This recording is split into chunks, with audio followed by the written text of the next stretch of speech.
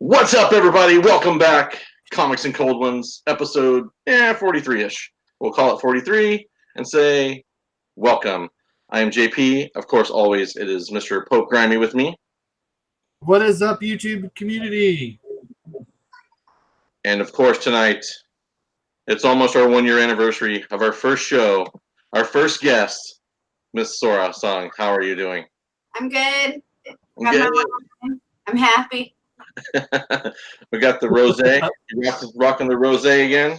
Rocking the rosé all day. Love it.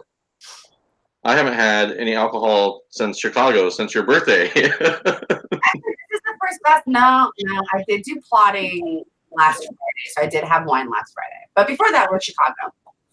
Yeah, Chicago. That was a good time. That was such a weird evening. I have that effect on people. I get that. It wasn't all you. It was like everybody. I think everybody was just tired and sick. Con crud. Yeah, I honestly I was so glad to get like a mental break from doing shows and stuff since then, because I literally was just exhausted for the past since Chicago. I felt like really just run down and tired of everything. So Did you do a con before Chicago? No. Oh, just Chicago? Just Chicago. I had to do Emerald City and then Chicago. I don't want to hear you complain. I'm not complaining. I know people. Kid Kane, he then went to freaking like Kansas City and then WonderCon. I'm like, you're crazy. I don't understand. I don't understand how he lives. He's a machine. He is a machine. So we are gathered here on this evening. Oh my gosh, hold on. Sorry. To bless We this whole. are getting down to the nitty gritty last week or so of your Kickstarter, correct? Yes, it is the last. There's 8 days from today, so technically a week left tomorrow. Crazy. And that has been going extremely well, I would say. Yes. Yeah. I don't know. It's really funny because I remember in Chicago, you were like, well, what do you think you're gonna do? And I was giving you like these crazy low numbers, and you were like, I don't know, Sorah. I don't know. I think you're gonna do like 50K. And I was like, I don't think so. You're crazy and blowing smoke up my ass. And then I'm surprised you didn't text me and be like, bitch, I told you so. I did text you. I said you're almost there.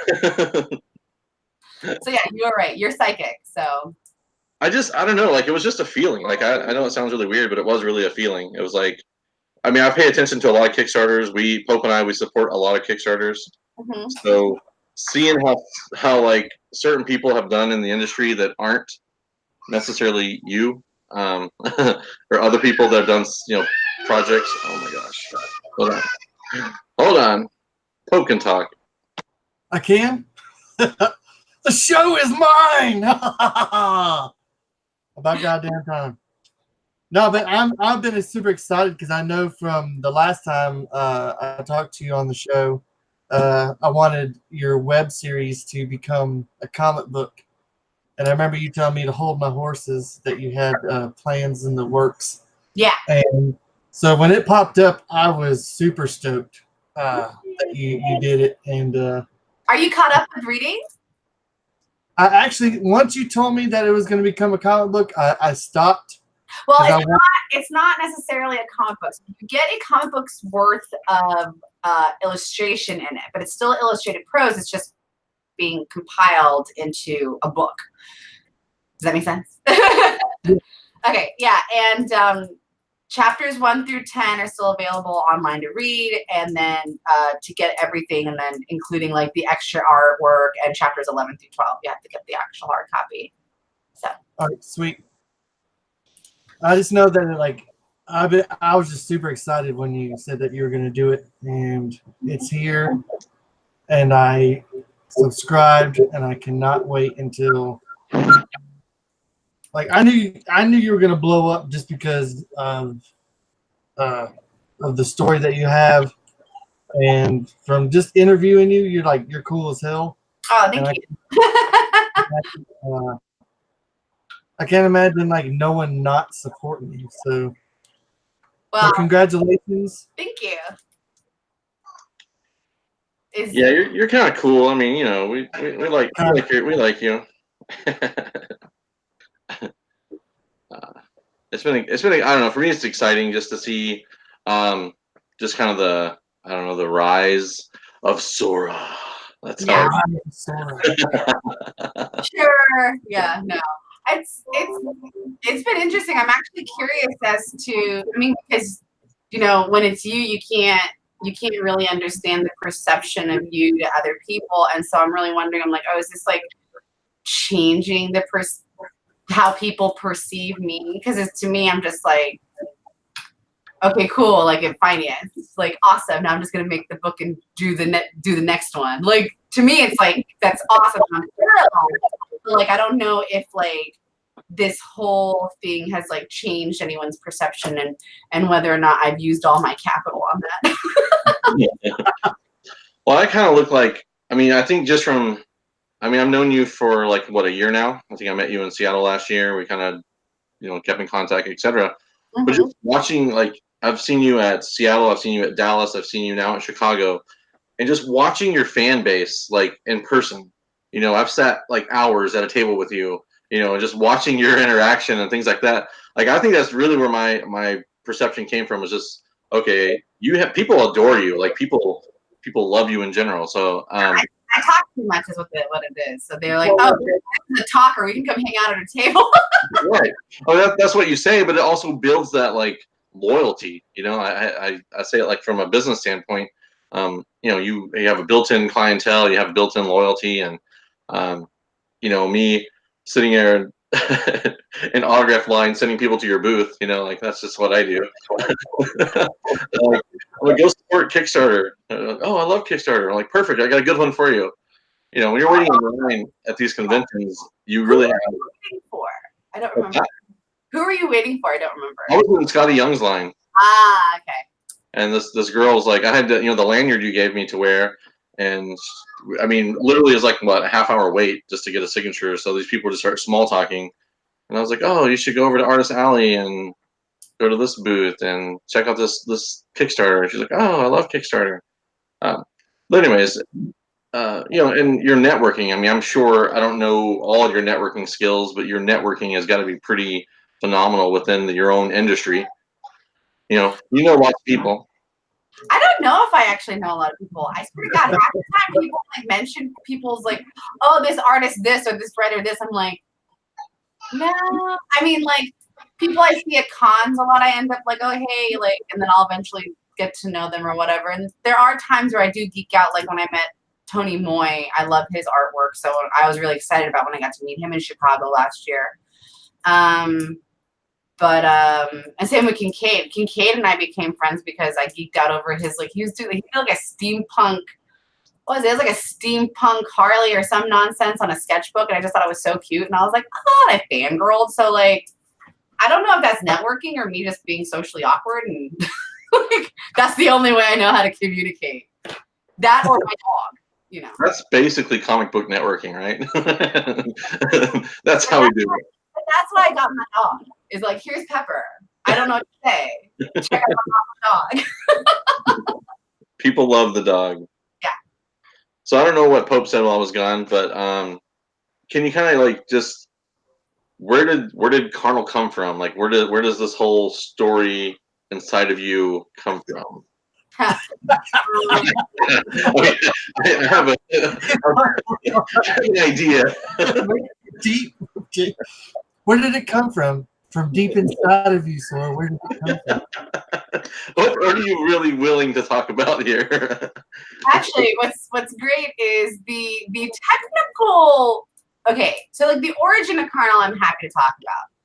The reason I decided to take her into business, as it were, to actually like try to do something with her, I can't talk about that because I just shock everyone.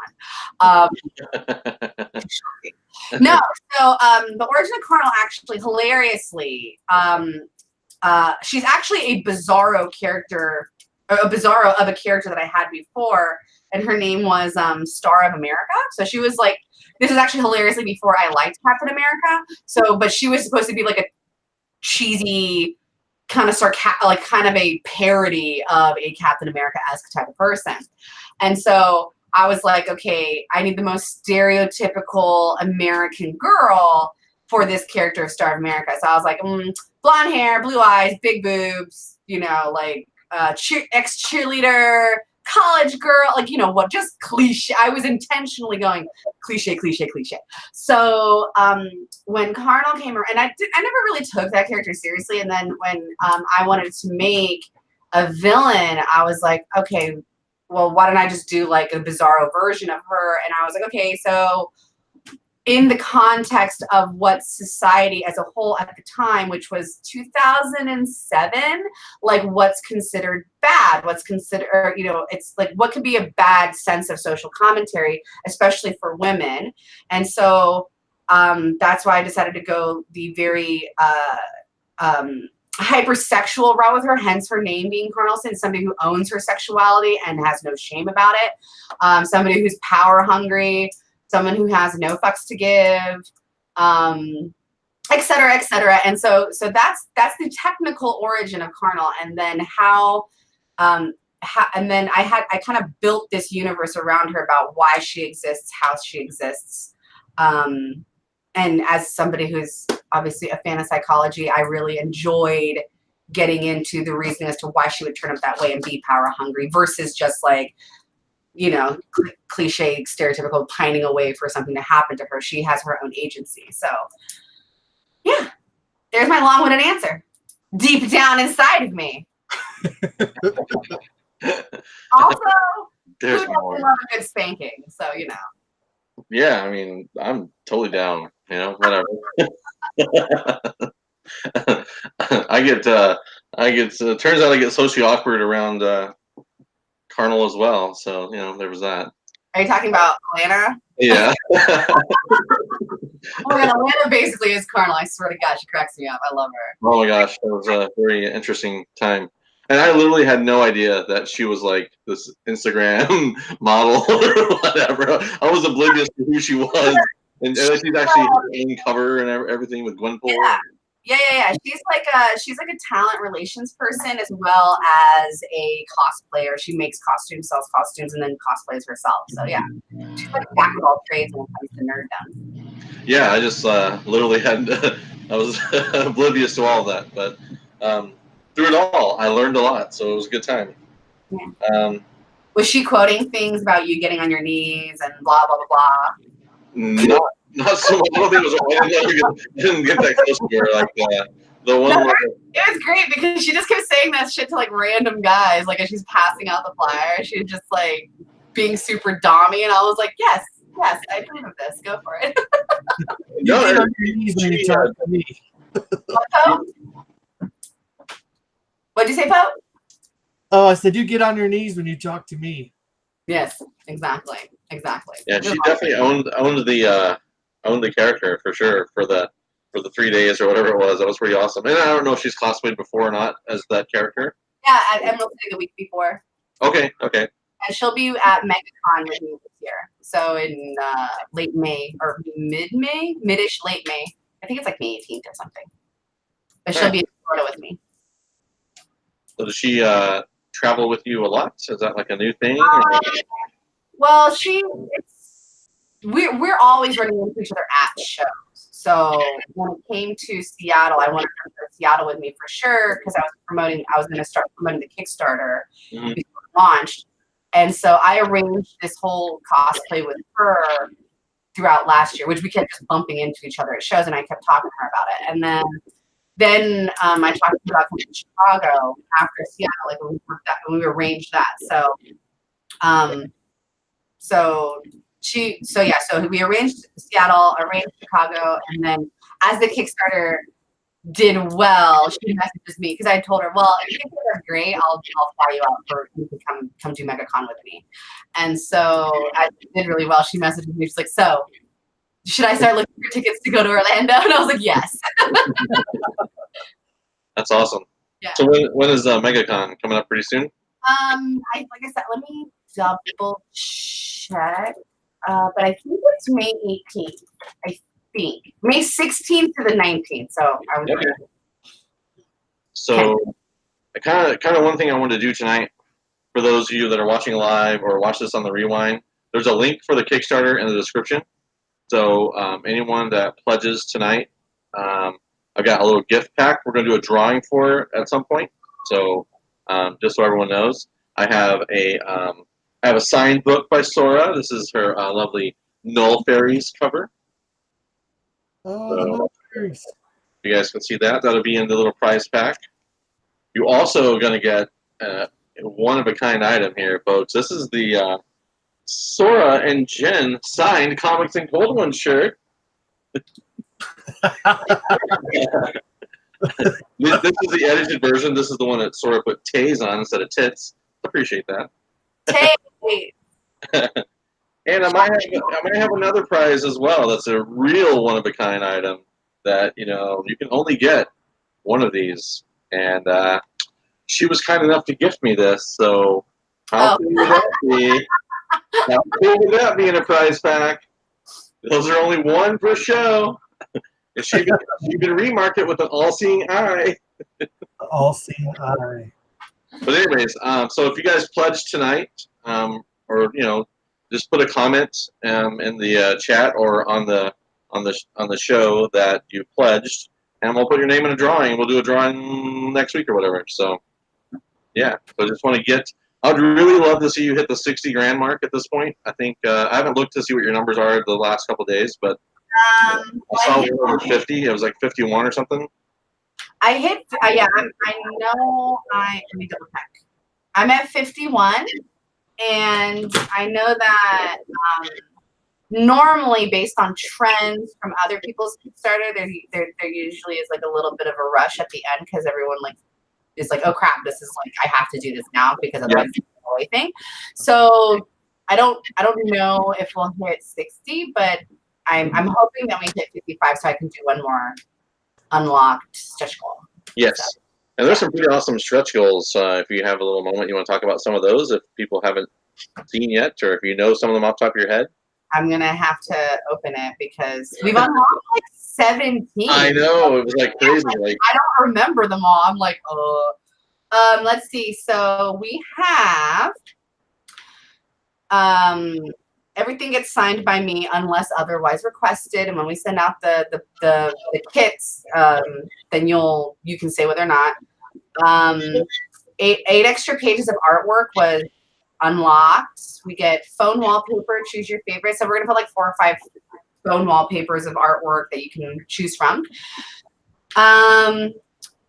Neros, who is a character in the book, he gets revealed on the very last page of the book. Before he's supposed to be cast in shadow, so now he's going to get revealed. And then we have a cover size print of the Richard Ortiz piece, the one that Sanju colored. Bad Girl Stay Bad bumper sticker. Second book guarantee. We get a Dominion Intelligence Agency button, a sticker of Carnal, a lanyard, a metal bookmark, a fridge magnet, a metal collector card.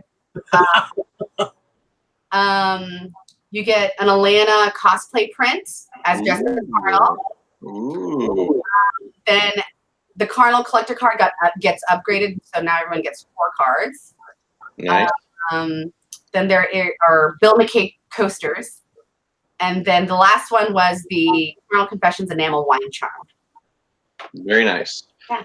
I had a lot of fun with like the trading card thing was kind of interesting because I didn't really, I've supported so many Kickstarters and you get the trading cards.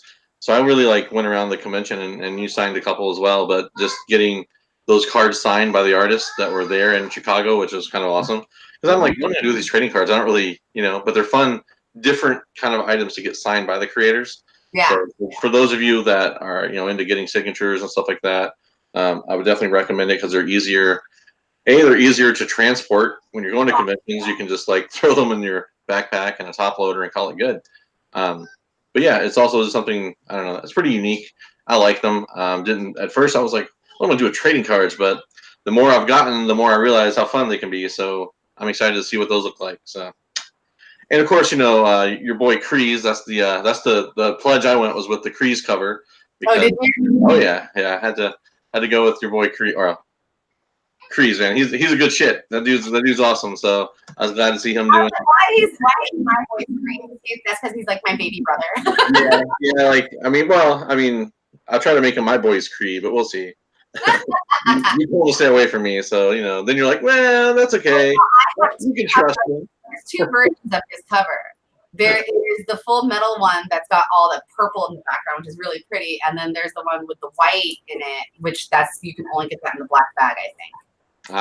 I did the metal one. Yeah.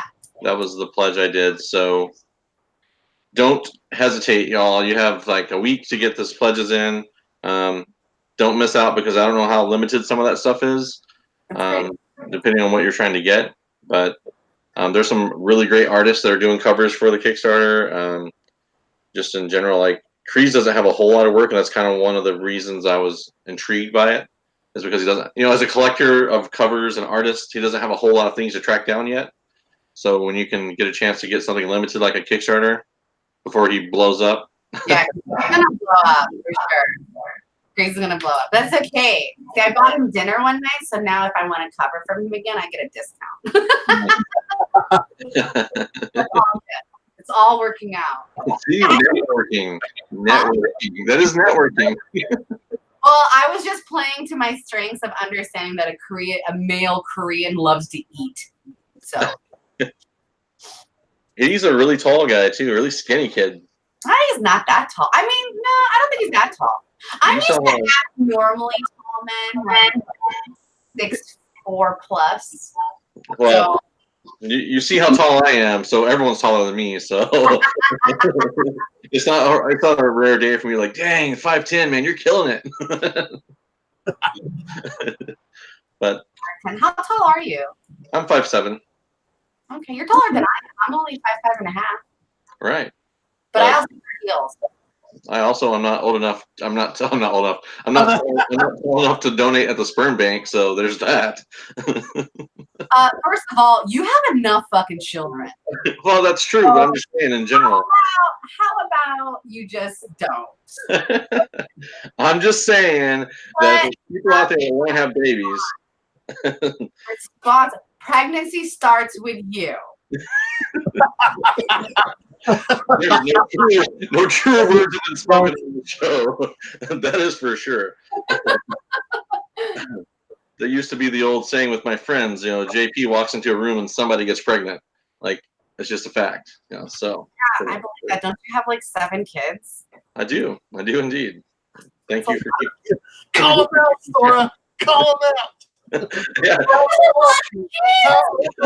How many kids do you have? How to sit at the bar?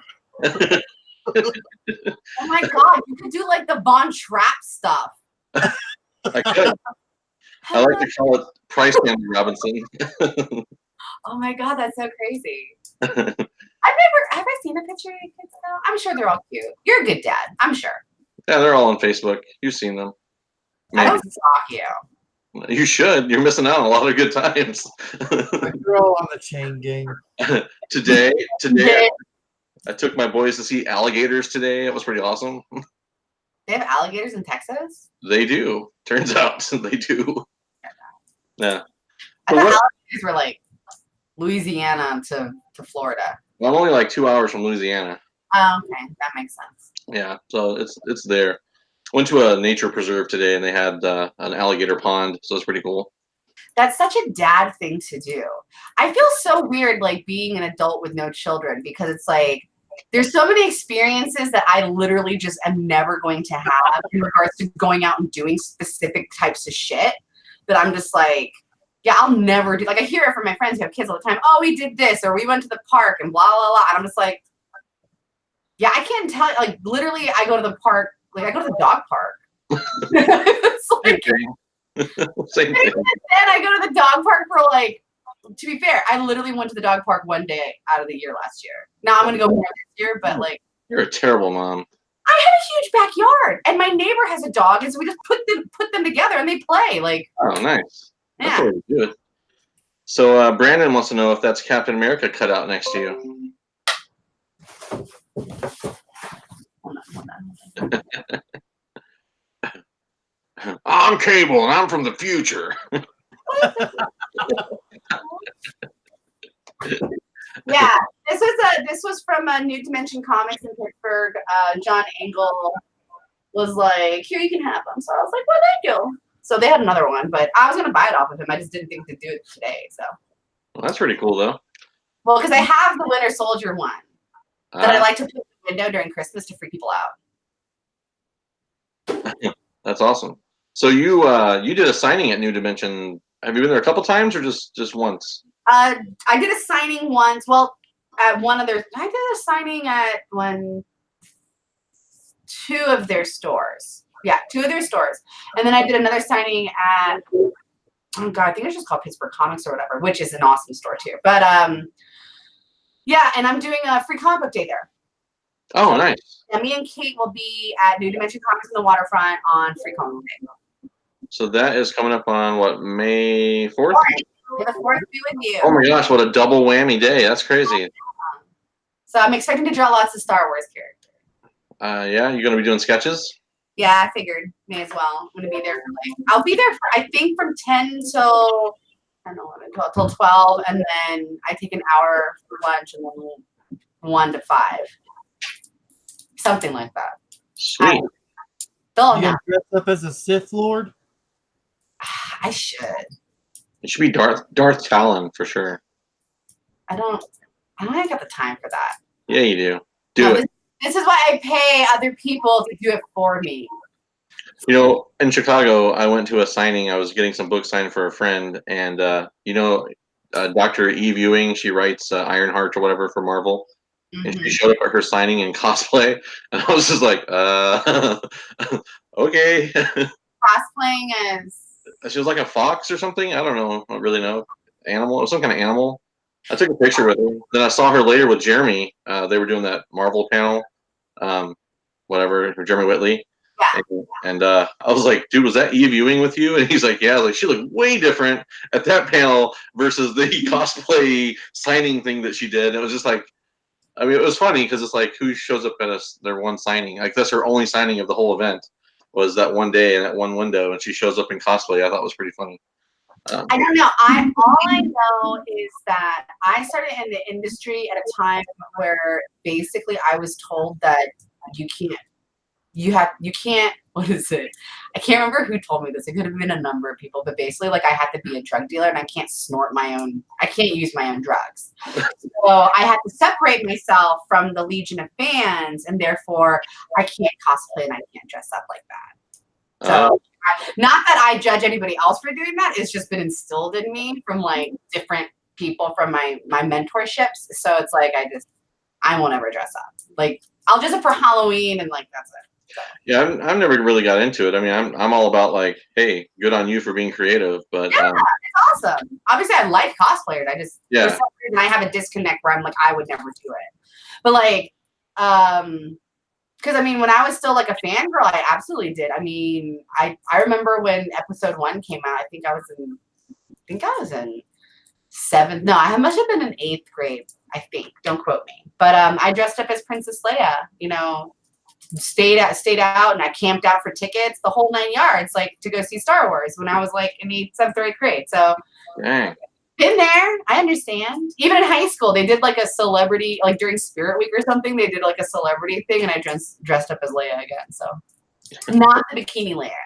I always did the Hoth Leia. Well, you know where your heart lies. Sorry, trying to catch up with the chat here. A little lag on my phone over here, so pardon me. So so we got the Kickstarter going on. What's next for Miss Sorah? What do you have down the pipeline that you can talk about that you got going on besides your extremely successful Kickstarter? Well, thank you. Issue 3 just came out, just dropped from Action Lab for the Nell Fairies. So then issue 4, 5, and 6 will be coming out in the subsequent months. It's I think it's every first Wednesday of the month, I think. Anyway, so I got 3 more books coming out with them on that. I am currently working on pages for a book for Action Lab called The Righteous Knight with writer David Schechter. Whoa, what happened? Did he like disconnect completely? Okay, I'll just keep talking. Is he the one streaming it though? Does it like mess up? Oh no, he's still there. He must have had an accident because he just muted and he must have a kid problem. Okay. Anyways, and then actually a lot of the games that we're taking from the Kickstarter and applying it to a brand new secret project. And that's I'm still in process of talking to some key team members, but it's going to be a fun one, and I'm excited about that. But also that as soon as we are finished with fulfillment on the Kickstarter, I'm going to be releasing the next chapters for Chrono Confessions online. I get the second arc. Yeah. Ooh. And will you be doing another Kickstarter, do you think? Yeah, probably. Yeah. Yeah, and then nice, huh? There's no probably. Just say yes. What is it? Then so the next arc is the only other arc that is currently planned, that is going to be in written prose form, illustrated prose. After that, we're transitioning into comic book or graphic novel form. So Carnal will be told in comic book form. So the next arc is going to have more artwork in it, and just warning everybody now, it's going to be warning or advertising now that the next arc is going to be much saucier.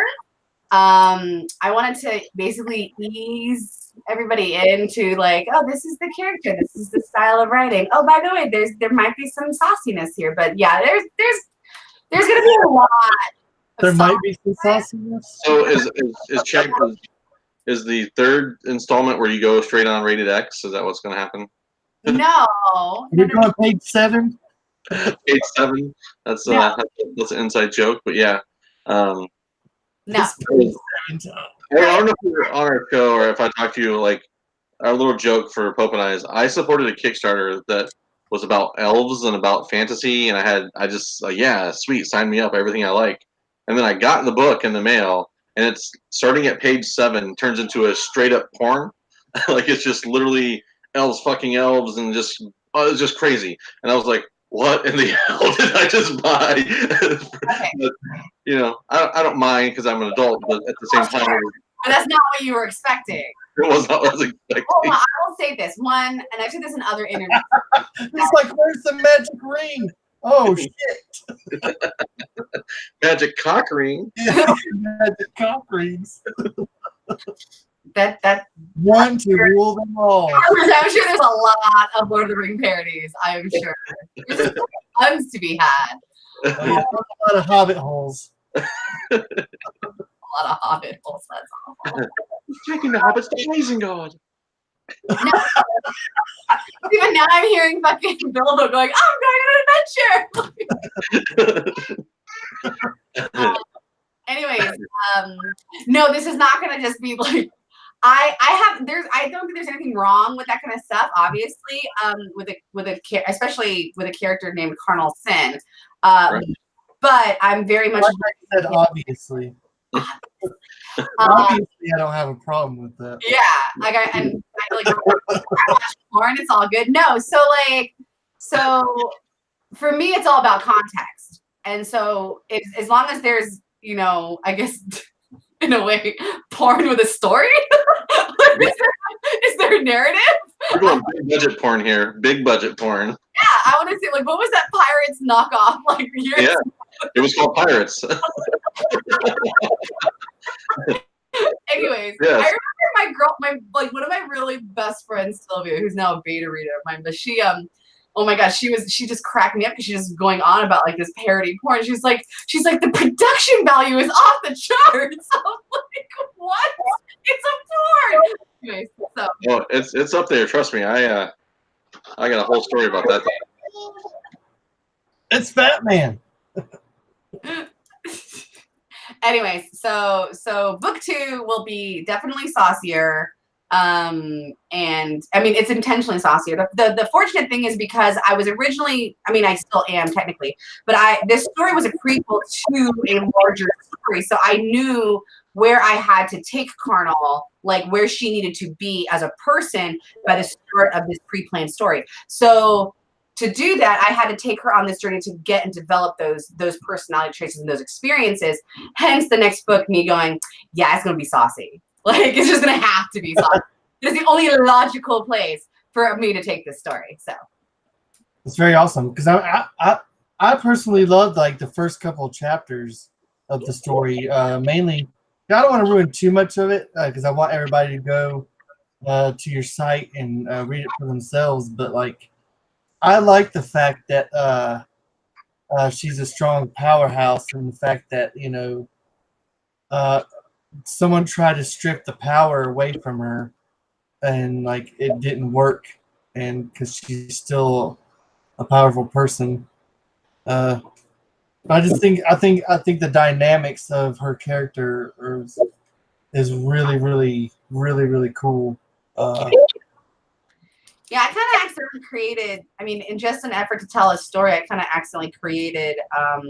I mean, obviously, guys like reading about her, but for women especially, they've said like, "Oh, I want to be her." Like, I created a accidental female power fantasy. She is the Hulk to whatever. So we'll see. I'm excited. I obviously am biased. I love her, so like whatever. She's creepy. Well, I mean, I just like the fact that I like when someone like kind of like sticks it to the man.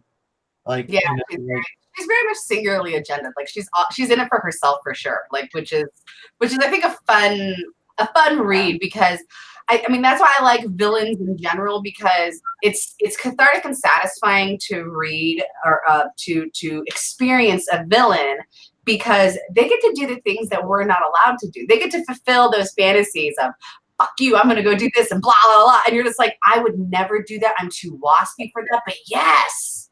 Girl, you're preaching to the choir. I fucking love villains. I try to tell anybody that I was like, like if you want a good story, you find the baddest villain out there, and they will show you who a good hero is. Yeah, heroes are defined by who they have to go up against. Yeah, and the thing I've always preferred villains from a creative perspective, just because heroes, because of the nature of what they are heroes, they're good people. They have to, in some capacity, follow a stringent set of rules, and villains don't have those limitations. They can be good, they can be bad, they can swing wildly from one or the other. And to me, that's more dynamic and interesting. And that keeps me interested in the character because I don't know what the hell they're going to do. Like, what are they like? Are they going to do what I think they should do? Or are they just going to be like, fuck it all and go do something else? Like that keeps things like, you're like on the edge of your seat. So yeah, which is one of the reasons I wanted to tell a villainess story totally unapologetically and just completely from her perspective. See, because I love that because because I also feel like being following a villain, like even the choices that they make sometimes. I mean, this might sound a little weird, but I think it's like fulfilling as a reader. Yeah. Even though something is wrong. Yeah. sometimes the outcome of what they're doing is the right thing to do. Right. Sometimes, there's I'm an Astro fan, and I think like with him and like Black Adam, like those two characters, I think sometimes they live in such a gray area that they do things for good, but they do evil things to attain. The ends justify the means. Like that's definitely, and that's how in Carnal Confessions, the agency and that she works for and the organization that she works for is very much that, where it's like ultimately the ends justify the means. So it's like the means don't matter. It's like the results are what matters, and that's it. So, which is a messed up way to think about things, because you look at a character, say like Captain America, who is very much about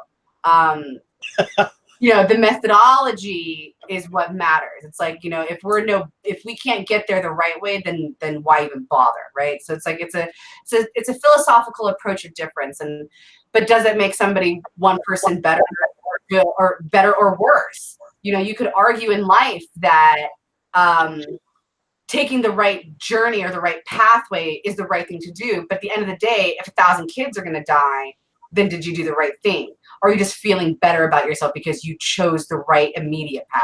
Versus the villain who is then going to say, I'm going to do this the wrong way and save those 1,000 kids, F you. And it's like, but they did it the wrong way.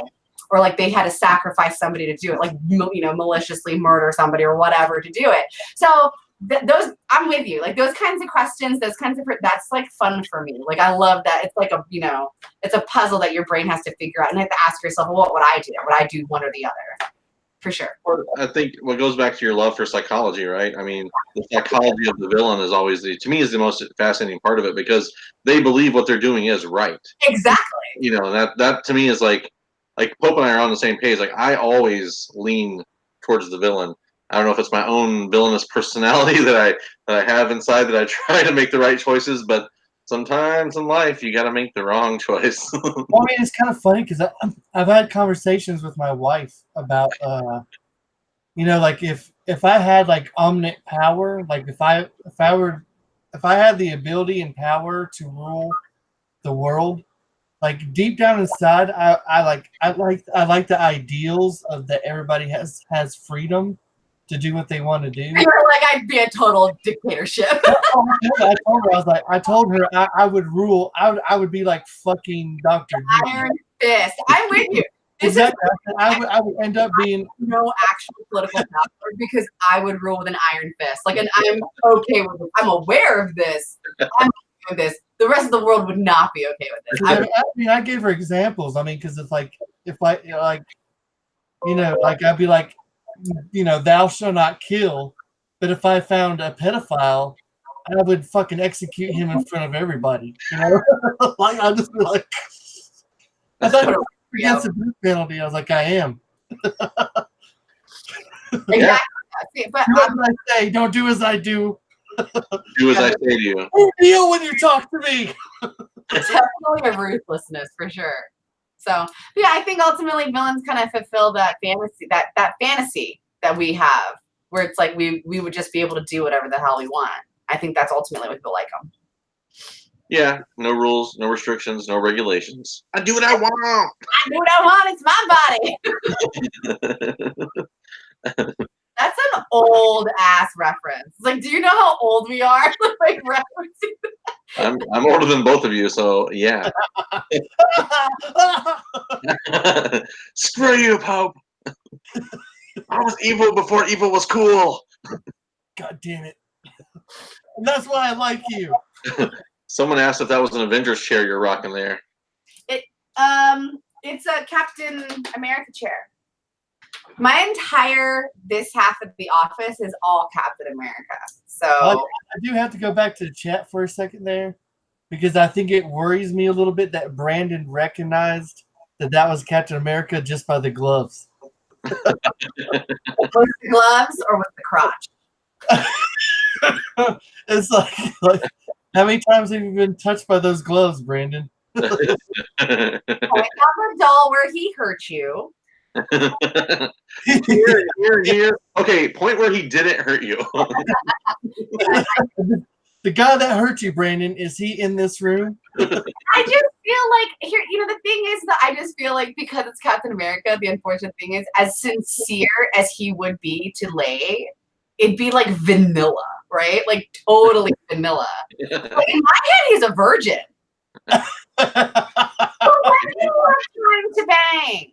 Think about it. He was got super buff with the serum and got hot. Was saving the world, didn't have time to bang people, and then he got frozen, and then he got thawed out, and then he was all sad because Jaren was old, and then like again, where is he banging anybody? And then it's really pretty. Then he hooks up with Peggy. Peggy's old, he's sad, and then hooks up with her. What? That's her granddaughter. Yeah. Daughter? Granddaughter. Granny's granddaughter. Oh, you're some deep down shit about Captain America. Girl, I had a glass of wine. Can we just talk for a minute about how Hey, weird? girl, you like my shield? Girl, you old now, but I'm gonna go bang your granddaughter. Like that's weird. But he thought about her the whole time. Which it makes it weirder. Like that does not justify that entire situation at all. So yeah. Yeah, I got this chair. It was a birthday present last year from Brett, and it's really comfortable. I love it. However, the balance of it is kind of janky. So if you lean too far one way, you will go down. Like, It has nothing to do with what you're drinking. yeah, Chair. I swear to God, it's the chair. yeah. So I like how, I think one thing that you brought to surface tonight is a lot of people make Hawkeye sound like the version of the Avengers group. In reality, I think we've all discovered as Captain America. I like that. Captain America be the first. There's nothing Hawkeye's been banging bitches for years, so Yeah, he's got kids. he's got kids. He also bang. I mean, I know in the book, or the books rather, he was with Black Widow for the longest time, right? She's got to be a freak. Yeah, she's definitely a freak. But the problem is I think that she'd be completely desensitized to it because like she would need vanilla, which is why I shit at Tasha. Because I'm like, if anyone is this is the weirdest conversation, but if anyone is going to like make like calm her like messed up brain, it would be Sweet Vanilla Man. See, that's weird because I think Iron Man's the virgin. He's like the biggest man slut ever. What do you No. You think about it, every time he starts to get close, that fucking armor suit comes out so fast. He's like, oh, I got emergency. was he was And he's like, oh man, I'm too drunk, baby. I'm sorry. he does have Got this- whiskey dick. He probably does though. Oh, that's funny. He's Oh my God. whiskey dick, and I gotta be protected by my iron suit. So then, what? Go ahead. Went to the speaking of whiskey dick, there's a YouTube channel I discovered this week. That was this lady. She did an entire video on the love of the soft penis, I would work for the YouTube channels. The what? The what? of how enjoyable soft penises are. That was it's one of the most crazy things I've ever seen in my life. But hey, it's out there. It's on YouTube. You know what? Whatever floats anybody's boat. It's not affecting me. I judge nobody. It was just interesting. She has a whole sex channel, and it's pretty crazy. Like, there's a whole new world out there, guys and girls. YouTube has it all. On a sex channel on YouTube? That seems so crazy. Yeah. Who knew? Thank you, Rabbit Hole. Thank you. Well, we know now. Thank you, JP. You're welcome. I will share the link below. Thank you, John. I don't spend enough time on YouTube, clearly. So I clearly spent too much time on YouTube. Apparently, we need to be on Skype. No, that's Hangouts. She's anti-Hangout, apparently. I am.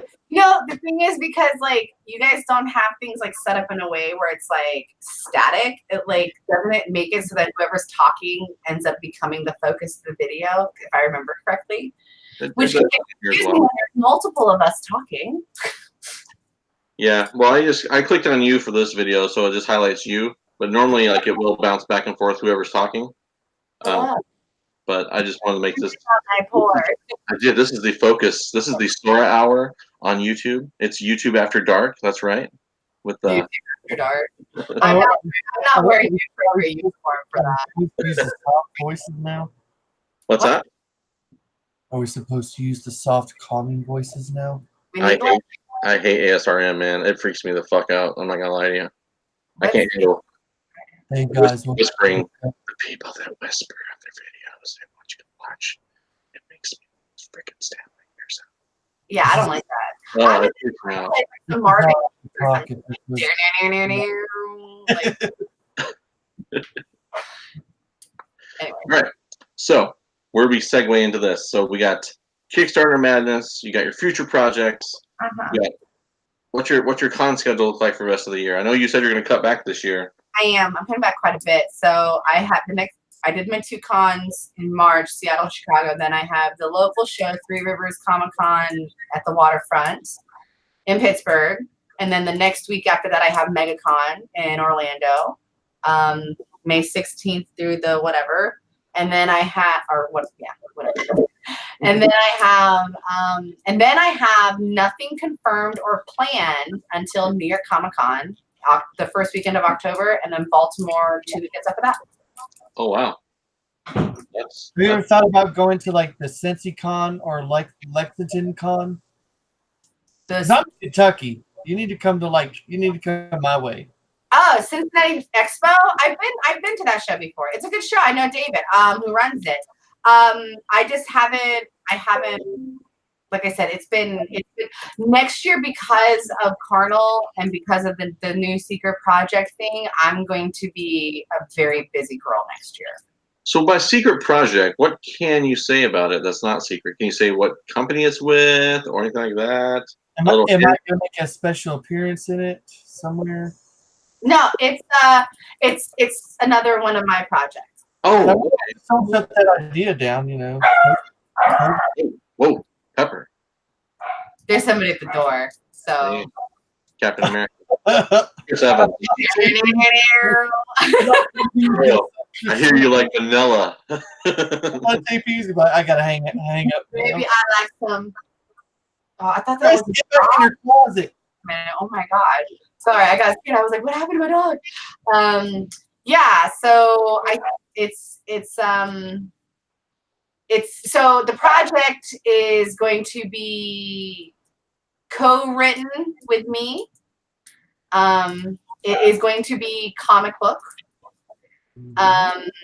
Like straight up, so it's not illustrated, but it's gonna be a comic book, and I'm in, like I said, I'm still in process of nailing down the exact creative team, but a very influential, awesome friend of mine introduced me to an artist yesterday, and so I hope I can tell you who it is because I will not say their gender, are awesome. So hopefully that all works out. But yeah, it's so, and I will be leaking more information about that in the next couple of months. So can I ask you this about it? Is it going to be a Kickstarter thing or more of like? It's going to be a Kickstarter. That one for sure. So that's intentionally done that way. All right. So this was something that we had because Brett manages and he helps me plan stuff, and so the whole, it was like, well, if things go really well, if we hit a certain threshold after, say, the second Kickstarter with Carnal, then I want to do this. So the fact that we hit that threshold in the first Kickstarter, I was like, oh, okay, well, shit, now we gotta now we gotta go do this thing. So okay, so don't tell me you were hoping that it was gonna fail. You're like, oh god, I gotta do shit. Ask John though. I legitimately was like, well, I have to do things now. Funded. Yeah, I mean, like, seriously, ask John. I was like, I think we can get funded. I'm like, I was like, I have enough fans where I should be okay just like getting the 5,000 to make the damn thing. And then I was like, if I make 15, then I'll be happy and I don't care anything after that. So like the fact that like it's been beyond that has been pretty phenomenal. I'm shocked. I'm honestly like, it still hasn't like clicked in. To me, it's still not real. Like, I'm like, cool, whatever. It's a number on a screen. So yeah, whatever. It's amazing. We've actually spent, and I don't know how other campaigns do. Because I was sick coming back from Chicago, I was not fully mentally there doing everything. It's like, I got everything off the ground, but like, I wanted to do like a live video, and I was gonna like have scheduled out like, Facebook ads and Instagram ads and whatever. I haven't done any of that. Right. Like, I haven't spent a single penny on advertising. That's amazing, though, right? That's amazing. Great, like awesome. Well, as a friend, I will tell you, don't waste your money on Facebook ads. Other organizations, but don't waste your money on Facebook. No, I've actually had some. For me, like on my art page, for example, I've had some good. It's knowing how to work your audience, settings or whatever. So, but yeah, it's pretty dubious too, because sometimes I'll do things on Instagram, for example, which I know is also owned by Facebook, but it'll be like, all of my likes are coming from like Argentina, like, and I'm like, I said North America and Europe, like, what is I did include Mexico because I know Mexico has a huge comic book fan base. But like, yeah, it was just really weird where I was like, why am I getting all my likes from like Ecuador and Argentina? It was just weird. So yeah, it's shaky. It's shaky. Yeah, I enjoy the Instagram a lot. And just for you guys that are watching or watching on the rewind, Sorah's information is below if you want to follow her. Her art page for Facebook is in there. Her Instagram is in there. So you guys hit her up, follow her up. I didn't put your other Facebook page. I just put your art one. So I figured that would be enough for you. So But yeah, you can follow her stuff on there, and she's very socially active, I would say, on the Facebooks of the world and the Instagrams of the world. And Twitter. Yeah. Yes. And what, Twitter? Yeah, I'm on Twitter. Oh gosh, I don't even. I have Twitter, but I never use it, so I probably don't even follow you on Twitter because I'm Yeah, on. it's fine. I mean, Twitter's like a real. Like when I get sick of Facebook, I go to Twitter. Like that's like what I do. I honestly didn't even think about Twitter. Otherwise, I would have put that in there. Maybe I can. Fine. Don't worry about it. It's all good. Twitter is a social circle or a social hierarchy that my brain does not quite understand how to crack. So like I've literally been stuck at a certain number of followers on Twitter, and I don't know. Like it doesn't matter what the hell I'm working on. It doesn't matter. Like it doesn't matter. And I've seen some people who are like, headlining for the big two, and they have like 300 followers. But like some person who all they do is they quote Marvel movies, and they have like 82 million or whatever. I'm just like, okay, like I guess I like my brain doesn't understand the audience there. I will openly admit that.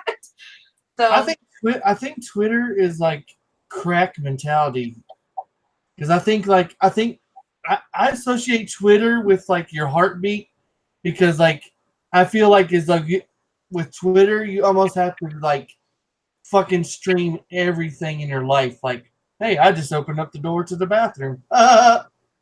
That's how I think it used to be. Now it's like everyone has to be quippy and smart. And to be honest, I'm just not that quippy. I can appreciate really good quips and sarcasm, but I myself am not that. I'm not that quick-witted with it. I'm gonna get back I think I am, but I figured out with my students that I'm not. Mainly because there's a humongous age gap.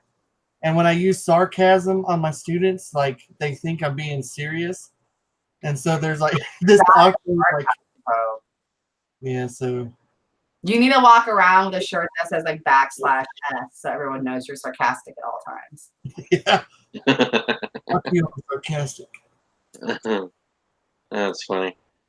We got You're being sarcastic, JP. I live a sarcastic life, so yes, sarcasm is my friend. You live the life, JP. I do live the life, the life of a fool. If Twin Peaks is real. So have you done any cool commissions lately? No. Lame.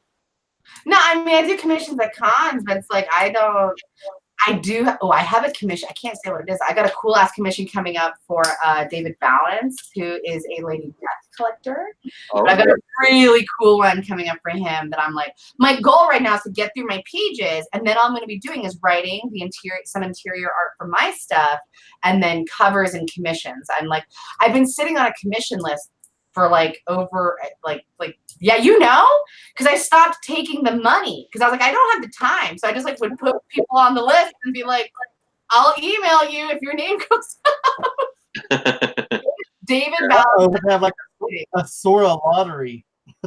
Kind of like, I mean, I appreciate the fact that the way you handle your commission list. I mean, I know I'm kind of biased, but I listen like kind of your motto or how your practices with it, because I mean, we know I've already talked about this at nauseam. I'm on the show. I talked about you in person. I got a dude I spent $300 on. I've been waiting over a year for it. I have to admit, I have like 2 commissions. I'm so sorry, dude. Every time we talk about it. Yeah, I personally don't like to do this, but I had a couple of leftover commissions from Baltimore and New York last year. Like, and they're small ones. I just haven't had the wherewithal to do them, so I need to sit down and actually do them real quick and send them out. I feel bad. One of the guys contacted me, and he's being super cool, so I'm like, thank you. But the other guys, I'm like I'm supposed to draw Luke. I have the rough somewhere. But I'm just gonna like knock it out. I just had a lot of stuff going on. I've been a busy girl. It's like, but I feel bad. But yeah, I feel you. I try, but that's why I try not to take people's money, like, because I'm just like, some of the only times I try to take a prepayment is when I know the commission itself is abnormal in the sense of like it's not like draw me Spider-Woman or draw me, Captain America. Those are things that worst case scenario I can always just sell later if the person doesn't take it. Sure. But if it's like I need you to draw me a mermaid where one leg is like a human leg and the other part is like fish, and I'm like, okay. a weird kink, but whatever floats your boat, babe. I just have a feeling that is an actual commission that's happened to you at some point. That's why it's such a reference. I did have one though, and you know what? Oh my god, who is it? There's Phillips. Oh, I'm gonna butcher your last name, babe. I'm so sorry. Sebi or Sebi? I think it's Sebi. There's a notorious guy whose name I can't remember, but Philip would remember. And he goes around and he gets like, they're not naughty commissions, but they're weirdly very specific. and they're like borderline suggestive, but on like the not suggestive side. So it's like the weirdest combination of things, and you're just like, okay. So like the one that I had to have a mermaid with her back turned, wearing a schoolgirl top, but she had a mermaid tail, and she had to be toweling herself down, but you can't see anything naughty, so she has to look wet though, like physically wet. It almost like. Oh, stop talking right now. Stop talking right now. It was just super specific. So that was like my cherry guys. And apparently he's like notorious amongst the art community. And then like everyone's like, oh, you got your cherry pop by so and so. And I'm like, I guess. So yeah.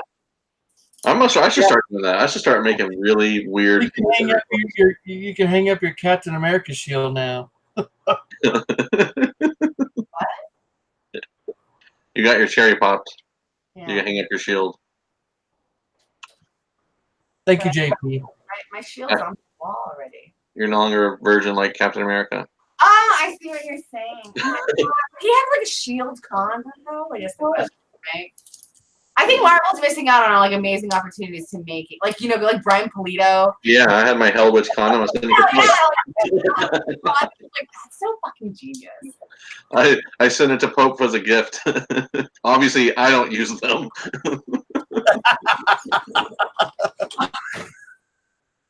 Dun dun dun. Oh, he's got it right there. Look at that. Look at that. Let's highlight this condom. Where's the carnal condom at, Sorah? Where's the carnal condom? Yeah.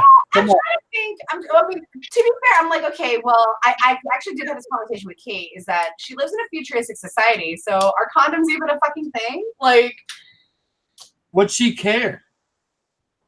Well, I mean, again, there's like, in this, you know, futuristic utopian-esque society, I kind of feel like like STDs are almost like a thing of the past. Go ahead and give us a passionate answer, Sorah. I'm just trying to say, I mean, I'm pro condom. Like, is it like the responsible creator thing for me to just show her using a condom, even though contextually it almost makes no sense? Like, I don't know. These are the questions I grapple with, though. Well, see, I mean, that brings up an opportunity for her to bitch slap somebody because they want to use a condom, but it doesn't. Condoms don't necessarily affect a woman's sensitivity, so she wouldn't give a shit if they wanted to use a condom. Do you know what I mean? Then she's just backhanding for the sake of backhanding. That's true. I do have a question for you boys. Is that like, okay? Whoa, like, stepping on our egos there. You're a man, lady. Yeah, when you talk to me. My question is, just because I'm trying to get some information and given that. She's talking to the chat. She was talking to the chat. All right, boys. She's got a question for you, boys. Yes.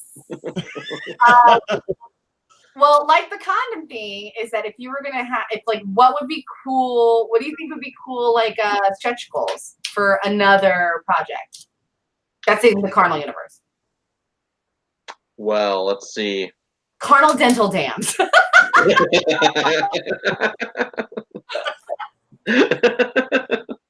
Sold. Sign me up.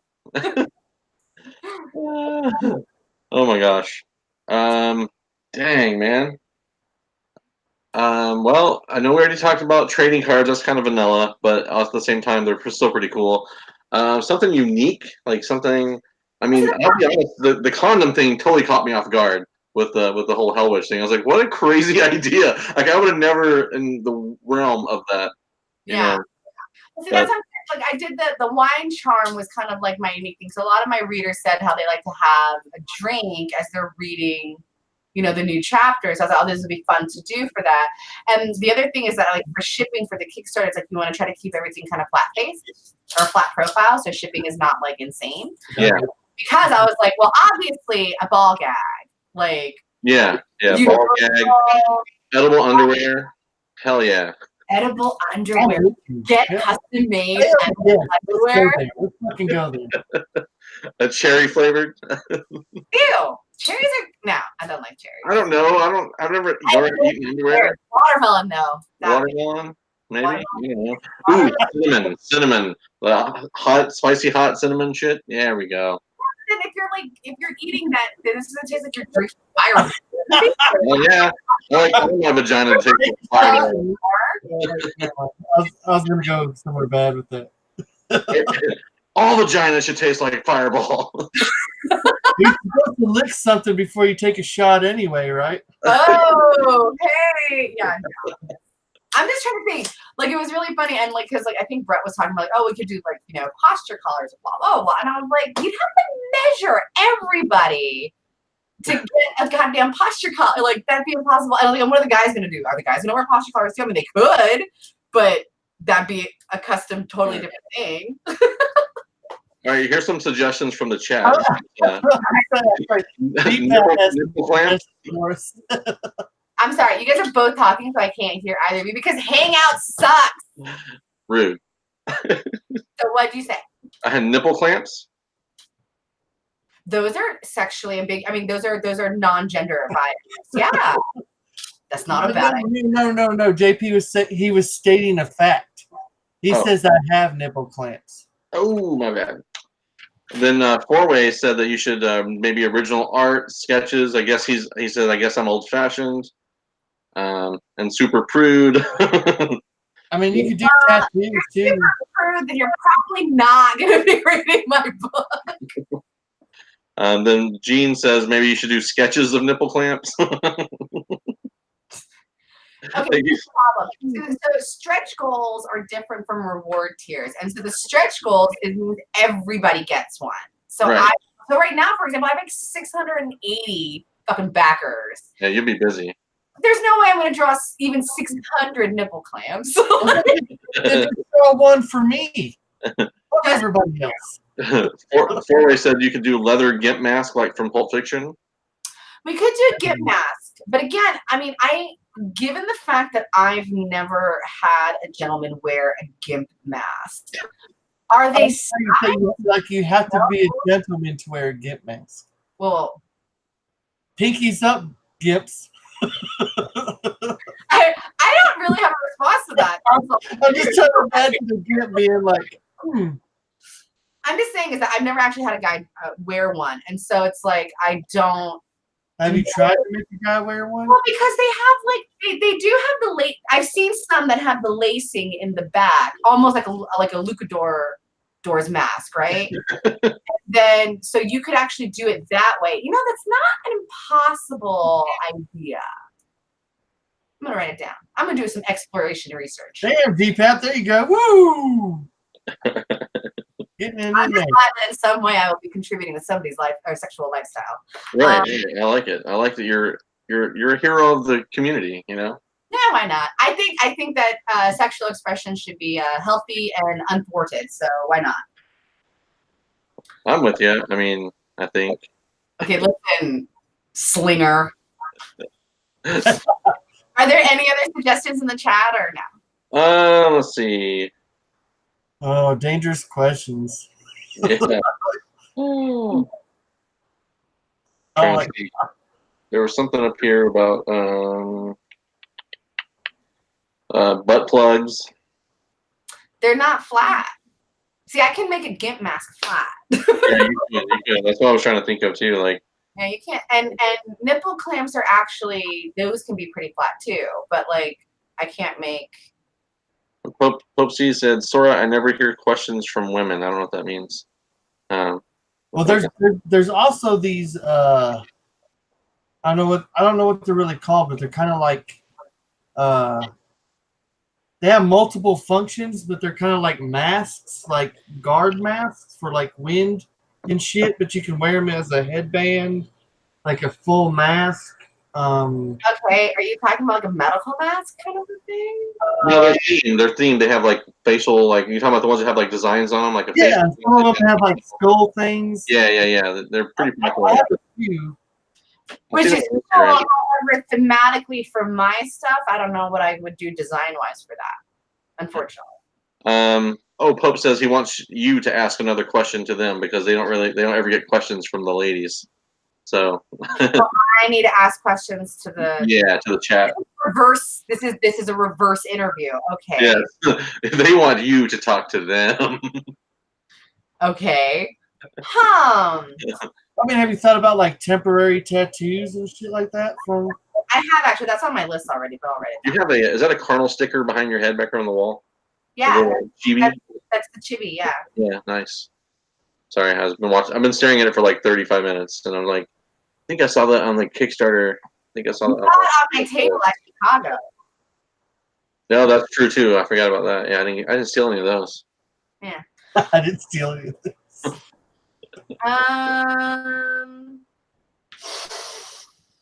So again, if you guys are just joining, I'm just gonna go ahead and you guys want me to ask questions? I'm gonna make all y'all very uncomfortable. Do you feel threatened by a dominant woman in the bedroom? I do not. I married a dominant woman. Hell yeah! Boudoir? High five. No, that's the whipped noise. Whatever. If the shoe fits, my dear. If the shoe fits. I am Four-Way says absolutely. He's threatened. Pope says no. I mean, it's kind of it's a mutual respect for me. Like sometimes me and my wife beat the shit out of each other, and then sometimes like I just let her beat the shit out of me. You know. Sometimes when I get the black eye, I fell down the stairs, even though I have a 1-floor house. Again, actually, I think that like the cuckold thing is like super popular because I swear to God, it's like you go to like, this is gonna sound weird, but you go to like any porn site and that's all I swear to God they fucking have on there anymore. Like on the opening page is like black guy cuckold.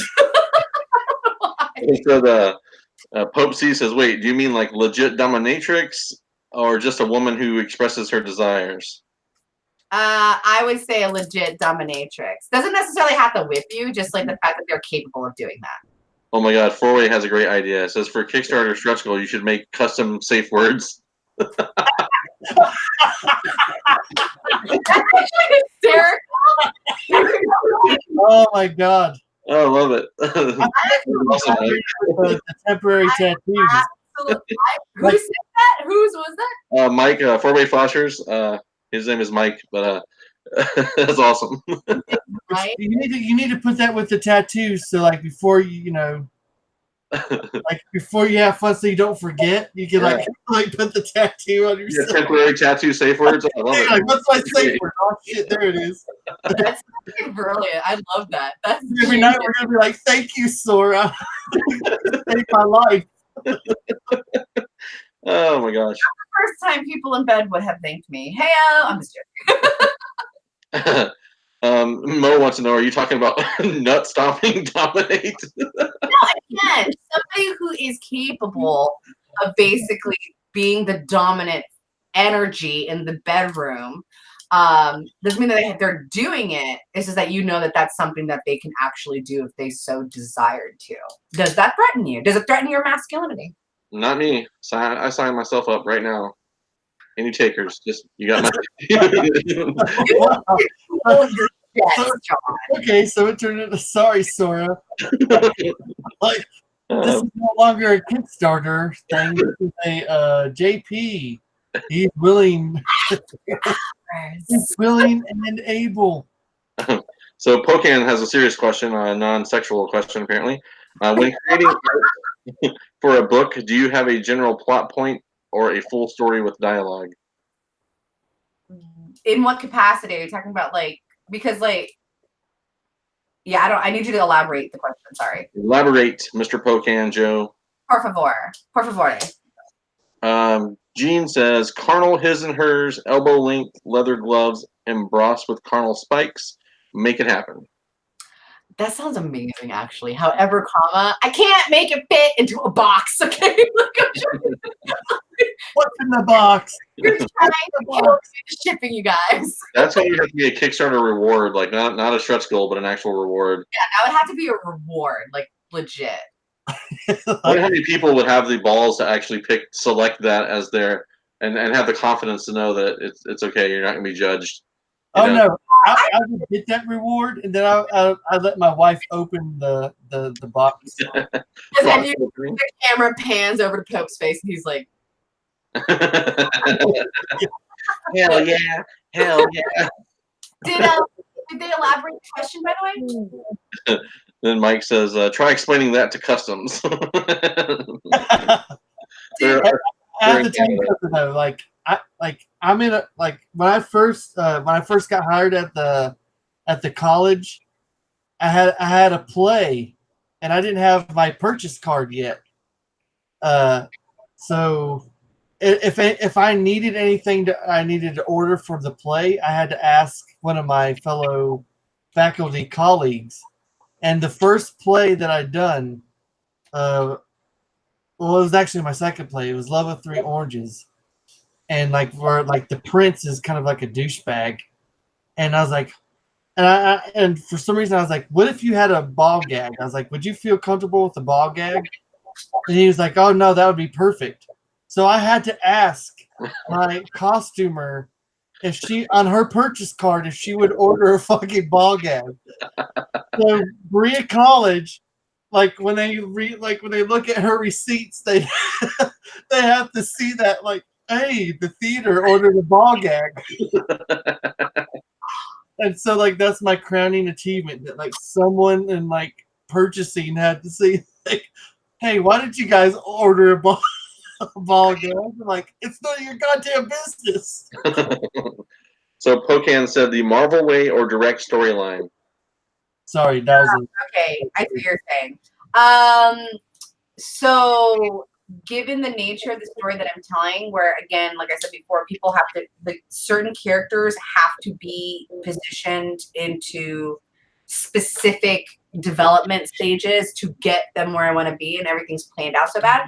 I for the illustrated prose, I go full on plotting, here's the massive story arc that I want to do within X amount of chapters, and then each chapter is broken down, and that has 10 to 20 bullet points of things in progression that I need to happen. And then when I'm actually doing the writing itself, I have the skeletal outline in front of me, and I've been digesting the plot points for how long, and so then I just write, and it's kind of free form. And I tend to drink rosé when I'm writing, just because it loosens me up. But which is funny, because I get towards the end of the chapter and you can tell that I'm a little drunk, because shit makes sense. And to the point that I actually ended up incorporating that into one of the characters in the book. Daxia is an alien who doesn't quite get human colloquialisms. So she tends to mispronounce things or missay things that just doesn't make any sense. But to her, she's like, well, it technically makes sense based on what you guys have explained to me. So that came about because I got a little too drunk writing one of the chapters. And so I tried to have her say something. So when I soberly read it over with one of my beta readers the next day, she was like, what the hell were you trying to say? I'm like, I have no idea. So when I went to go fix it, I was like, you know what? I'm just going to make her say this and then explain how she doesn't get human colloquialism. So that's what I ran with. Confessions with Sorah Suhng. What? I said Confessions of Sorah Suhng. Yes, exactly. How do I write stuff? I drink. So another suggestion was a carnal Kama Sutra ash can. Oh, that's what I was about to say. I was like, that's an excellent idea, by the way. Excellent idea. Then limited edition ash cans. GPAP said an easy stretch goal would be. And if it's a freaking stretch goal, that means 680 people would get one. Sorry, go ahead. Hell yeah. GPAP says an easy stretch goal would be rubber ticklers for fingers, toes, tongues. I've said too much. I'm too high for this right now. Good evening, Madam Suhng and gentlemen of the thrice-breasted shark. Thank you, GPAP. That meant a lot to me, sir. We love you, sir. Paying homage to the I'm just making you guys do work for me, so I don't have to think of this stuff. Let's see. There was Carnal Confession trading cards. They're already in there, sir. There will be trading cards in the Kickstarter. So again, if you guys didn't watch the beginning, the link for her Kickstarter is down below. There's 8 days left, including today. So anyone who decides to pledge tonight or after watching this video, let us know in the comments or in the chat that you pledged, and I have a prize pack we're going to do a drawing for. That's going to be some signed stuff from Sorah, including a comic book, a Comics and Cold One shirt signed by Sorah and Jen Broomall, as well as the one-of-a-kind Sorah nameplate from C2E2, signed and remarked. So there you go. Make sure you guys pledge it up. Let us know you did. So yeah, we got a few days left. I'm excited. I want to see it hit 60,000 personally. That's just my own little weird. Has nothing to do with me at all, but I feel excited that for you. So I just live vicariously through your success. Am I going to because you were the one who predicted I did 50. Yes, I did. I did predict the 50. Now I don't know if this should be like a Kickstarter thing, but you should probably start doing like some fortune cookie shit. Like do like a Sorah says, and like just have like a fortune for everybody, or like some I don't think anyone would be interested in hearing my opinions on random shit like that, though. I think so. I think you should like whatever like you feel the next day. You should just send out like a fucking email to everybody and just be like. I was quoting Boomhauer from King of the Hill all the time. Like, I did that today on Facebook, where I was like, "I think, therefore you are." Dude, you could do like sexual positions in fortune cookies. You could just go crazy. It has to be sex on, okay? I am no sex right now. What can I say? Context is key here, okay? Carnal makes sense contextually. Yeah. Sorah is not even making Sorah Sutra. Sorah Sutra. I love it. Sorah Sutra it is. See, there you go. We just fucking chain linked a mind thing together. So like, yeah, it's a Sorah Sutra. I'm sold on this. But anyways, we're gonna kind of get wrapped up here in just a few minutes and just kind of go through. Are your books going to have international shipping? You have to pay for international shipping. Canada is a little cheaper, but everybody else I think is 25. Yeah, we have a few people in here from Canada, so yeah. It all goes off your. I'm assuming Kickstarter automatically populates where your address is. So. Yeah.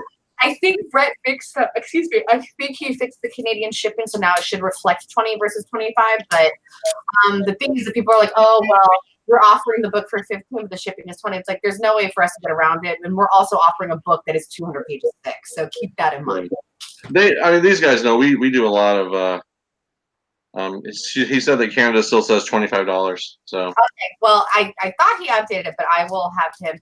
If there's no way, I don't know. There may be a way that he can't do it. In which case, then we basically just reimburse you in the package. So just get it there. Gotcha. So, yeah. Yeah, I know that shipping to Canada gets a little tricky from our auctions and stuff and things that we've done. I ship up there. Actually, Mike's gotten a few packages for me. I got another one going his way. So they know, man. It's like $20 just to send a comic up there. $17. We know how it goes. I did the math, and he saw that Canada for us would be $20. So yeah, it's especially the weight. If you have a 200-page book, that's some pretty good weight to it. So yeah. Yeah. Anything else you want to throw out there for these fine folks tonight? I have a question. Why'd you whip out the tape measure? I get so I don't know if you've noticed, but I sit here and I fiddle with like my ring. I have a purse thing that I sit here and I just like mess with like constantly. It's like I get fidgety. Yeah. But every time I'm on Skype and I end up messing with the tape measure, a lot of the guys it's always guys who reference that, and they're always like, that seems kind of like school teacher with a ruler thing going on, because I'm like going like this and playing with it, and I'm just like, it's just me being fidgety. That's all. No, I think it's just a tape measure thing, like because like the ring thing didn't like click with me, but it's the tape measure thing. I think it's more of like, now pay attention, class, while I point to. so it kind of has a weird tone to it. And Do you recognize this glove over here? Brandon does. Brandon does. But yeah, just if you guys, like I said, make sure if you're able to support the Kickstarter, it would be much appreciated. Let's get her to the next level of success, and I look forward to seeing how it ends. yeah, thank you everybody, and thank you for having me, guys. Again, as usual, you're awesome. But anyways, for everyone, have a great night, have a good week. Sorry we've been kind of absent for the last couple of weeks, but well, shit happens in life. You just have to deal with it. So I was dying. he was dying. I had family issues. It's all good, man. So you guys all take care. Really quick, there's some links below in our description if you guys want to check out stuff on eBay. If you want a Comics and Cold One shirt, they're on eBay as well. There's only a few left from the original print run, so check it out. What else? We got auction next Wednesday, and we'll be back next Thursday as well. Pope and I, hopefully, if all goes well. But otherwise, you guys all have a safe night, and thank you, Sorah, for being with us. Love your face. Bye-bye.